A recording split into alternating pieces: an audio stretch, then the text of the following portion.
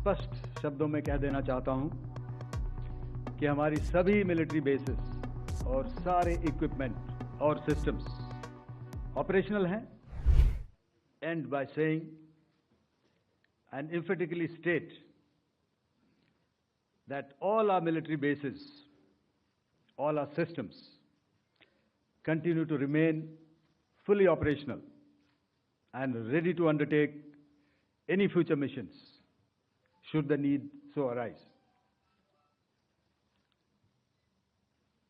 और अंत में यह मैं स्पष्ट शब्दों में कह देना चाहता हूं कि हमारी सभी मिलिट्री बेसिस और सारे इक्विपमेंट और सिस्टम्स ऑपरेशनल हैं और जरूरत पड़ने पर अपने अगले मिशन के लिए तैयार हैं और तत्पर भी हैं. शुक्रिया दोस्तों. और यदि कोई अभी क्वेश्चंस हैं तो हम लोग तैयार हैं उसके लिए. Ladies and gentlemen, like yesterday, I'll request you to raise your placards, which most of you are doing.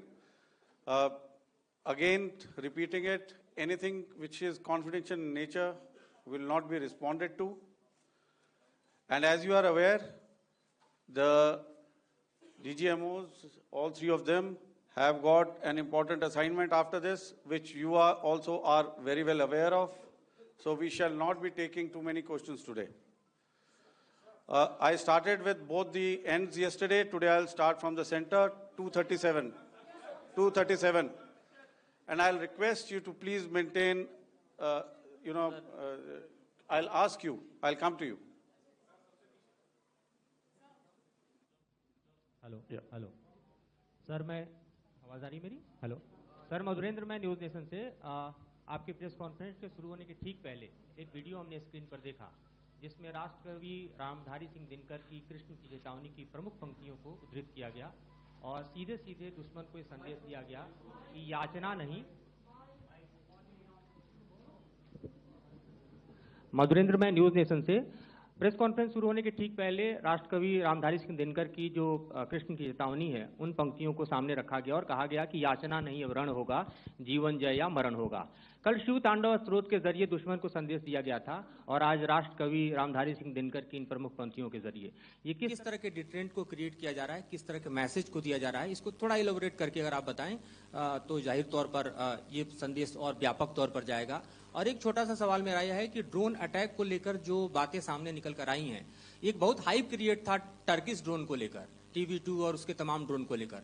ऐसा लगता है कि वो हाइप और ओवररेटेड ड्रोन जो है वो भारत में धराशायी हो गया. एक मैसेज दुनिया को चला गया कि अब हाइब्रिड वॉरफेयर में इसकी औकात नहीं बची है. Okay, all right. Okay, thank you. आपने क्या नाम बताया अपना और किस एजेंसी से हैं? न्यूज़ नेशन से. बहुत अच्छा लगा आपकी हिंदी सुनकर और हिंदी कविता सुनकर. तो मेरे कलीग ने अभी बताया, I think I mentioned Yiha to be of Chinese origin. I would like to correct myself. The Yiha drones are of Turkish origin. So that comes to your question. All right. चूंकि आपने शुरू किया श्री रामधारी सिंह दिनकर जी की कविता से, हमारे राष्ट्रकवि रहे हैं, और क्या संदेश दिया जा रहा है, तो मैं बस आपको रामचरितमानस की एक कुछ पंक्ति याद दिलाऊंगा, आप समझ जाएंगे. तो याद कीजिए वो पंक्ति जो है, विनय न माने जलधि जड़, भय 3 दिन बीत, बोले राम सकोप तब, भय बिन होए न प्रीत. तो समझदार के लिए इशारा ही काफी. और जहां तक ये टर्किश ड्रोन्स का सवाल है, आपने देखा किस तरह के रेकेज यहाँ पे फोटोग्राफ्स हमने दिखाए हैं, चाहे वो टर्किश ड्रोन्स हो या और कहीं के भी ड्रोन्स हो. हमारे काउंटर यूएस सिस्टम्स, हमारे ट्रेन्ड एयर डिफेंस ऑपरेटर्स पूरी तरह सक्षम हैं और हमारी देश की जो इंडिजिनस कैपेबिलिटी है काउंटर यूएस के लिए, उसने दिखा दिया है कि चाहे किसी भी तरह की टेक्नोलॉजी आ जाए, हम उसको काउंटर करने के लिए तैयार हैं. और मुझे बोलने की ज़्यादा ज़रूरत नहीं है, आपने खुद ही अपनी आंखों से देखा है हमने इनका क्या हश्र किया है. धन्यवाद.